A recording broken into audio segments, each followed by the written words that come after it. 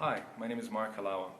I was born and raised in Kuwait and other Arab countries, and I heard a lot of negative things about Israel that made me pretty much curious to know what the Israeli people are all about, but I could never find any answers.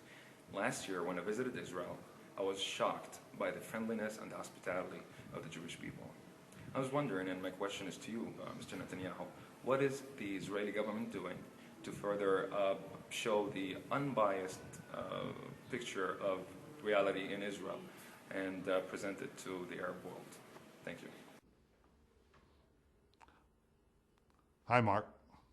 You know what we have to do is exactly what we're doing right now, and that is to use the internet to have a direct exchange of information so people see the reality of Israel. I'll tell you the problem that we face. It is that for 60 years or so, since the rise of Israel, Arab regimes use the anti-Israel propaganda to deflect attention from internal Arab problems to tell the peoples of the Arab world, your problems, your lack of development, your difficulties all stem from one thing, Israel. These bad Israelis, they don't want peace, they're oppressing the Palestinians, they're terrible war criminals, they're this or they're that. In order to make the Arab peoples believe it, in order to unite around a common enemy.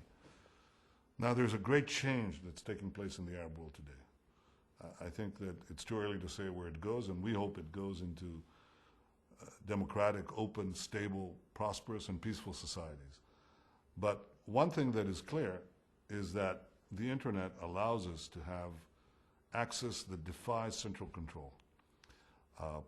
I don't know if that's true necessarily of the Arab news networks, but I know it's true of this network. And if people came here, as you did, they'd be shocked, as you were, to discover how deeply and how sincerely Israelis want peace with the Arab world, how deeply they want peace with the Palestinians. They probably don't know that my government has offered from day one to sit down with Abu Mazen and talk peace and conclude peace.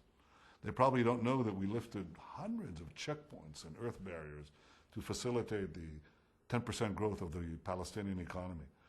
They probably don't know that we are eager to sit down and work out a peace that will allow a Palestinian nation state to coexist alongside an Israeli nation state. They don't know that. How would they know it? They never get it from the Arab media.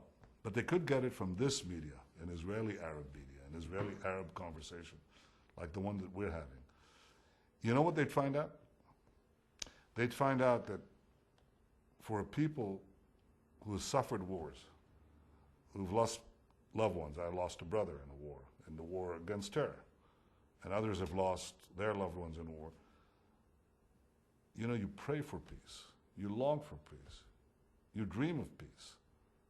And it's exactly opposite of what is described. But you'd never know, because they never told you, because this was part of this tyranny of the mind. So the only way that you could find out is, well, by coming here, and those who come here know the truth, or by visiting us through the internet. And I hope that this is the first, a real first, the first of many conversations that I can have, and you can have, with Israeli leaders, and I with the Arab listeners and viewers. So the answer to your question is, what can we do? This is what we can do.